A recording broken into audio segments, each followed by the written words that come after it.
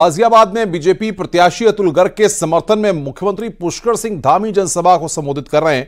सीधे आपको ले चलते हैं।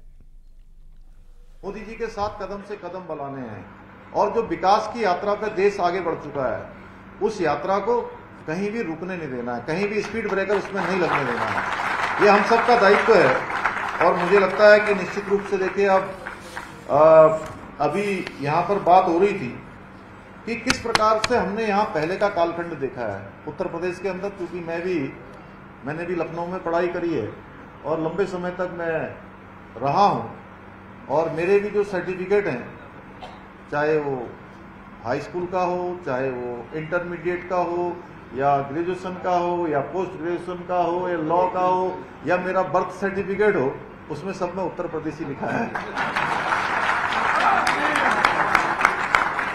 तो उत्तर प्रदेश में हमने देखा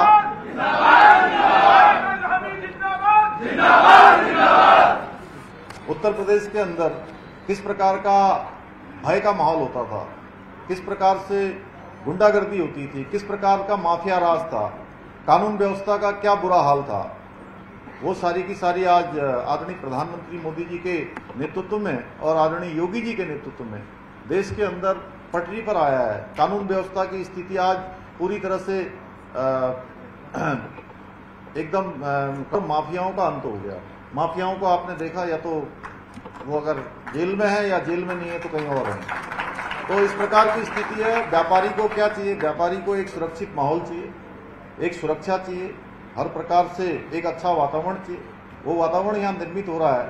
ग्लोबल इन्वेस्टर समिट हुई है तो उसका सर्वाधिक लाभ इसी एनसीआर रीजन को मिल रहा है और पूरे उत्तर प्रदेश को मिल रहा है। हमने भी उत्तराखंड में ग्लोबल इन्वेस्टर समिट किया था। हाँ, ये जरूर है कि उत्तराखंड राज्य के हिसाब से बहुत बड़ा एमओयू वहाँ भी हुआ। 3,60,000 करोड़ के लगभग का एमओयू हमारा अभी तक हो गया और 81,000 की ग्राउंडिंग भी हो गई। यहाँ पर गाजियाबाद से आसपास के बहुत सारे लोगों ने उत्तराखंड में आकर काम करने का अपना प्रस्ताव दिया है। हम उन प्रस्तावों को आगे बढ़ा रहे हैं, बहुत सारे कामों को कर रहे हैं। मोदी जी के नेतृत्व में उत्तराखंड में आज लैंड जिहाद हो, चाहे वहाँ पर लव जिहाद हो, अतिक्रमण हो, धर्मांतरण हो, या अभी हाल में हमने जो उत्तराखंड की जनता के सामने 2022 का विधानसभा चुनाव में हमने एक संकल्प रखा था।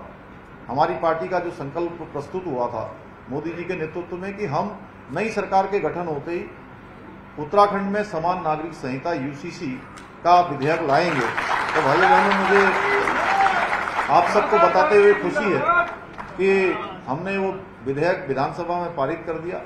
माननीय राष्ट्रपति महोदय ने भी उस पर अपनी स्वीकृति हमको दे दी है और एक्ट बन गया है और जल्दी ही वो हमारा एक्ट जो है उत्तराखंड में काम करना शुरू हो जाएगा। इस अवसर पर मैं ये भी कहना चाहता हूँ कि जहाँ एक और हमारी पार्टी का जो संकल्प पत्र देश के सामने प्रस्तुत हुआ है, उस संकल्प पत्र में पूरे देश के अंदर यूसीसी को लागू करने की बात कही गई है। जो हमारे देश की आजादी के बाद हमारी पार्टी का एजेंडा रहा है, संकल्प रहा है, वो संकल्प आगे बढ़ा है। मुझे खुशी है भाइयों बहनों कि ये इस यूसीसी की जो गंगा है, ये ठीक उसी गंगा की तरह जो गंगा हमारे गंगोत्री से निकलकर पूरे देश को जल और जीवन देने का काम करती है, उत्तराखंड से यूसीसी की गंगा निकलकर पूरे देश के अंदर जाएगी। देवभूमि से आज इसकी शुरुआत हो गई है। पूरे देश के अंदर आने वाले समय में इसका पूरा देश लाभ लेगा। एक तरफ हम जहां यूसीसी की बात कर रहे हैं, वहीं जो दूसरी तरफ आज हमारे सामने दो प्रकार के लोग हैं। एक तरफ मोदी जी हैं जो कह रहे हैं भ्रष्टाचार देश के अंदर समाप्त होना चाहिए, परिवारवाद समाप्त होना चाहिए, देश के अंदर तुष्टीकरण समाप्त होना चाहिए, देश के अंदर वोट बैंक की राजनीति समाप्त होनी चाहिए। वहीं दूसरी तरफ कांग्रेस पार्टी का घोषणा पत्र जारी होता है। ममता बनर्जी वहां बंगाल में घूम घूम के कह रही है एनआरसी में लागू नहीं होने दूंगी, देश के अंदर यूसीसी लागू नहीं होने दूंगी। कहते हैं मुस्लिम लीग का जो मुस्लिम लीग जिस प्रकार से पर्सनल लॉ, मुस्लिम पर्सनल लॉ की बात करता है,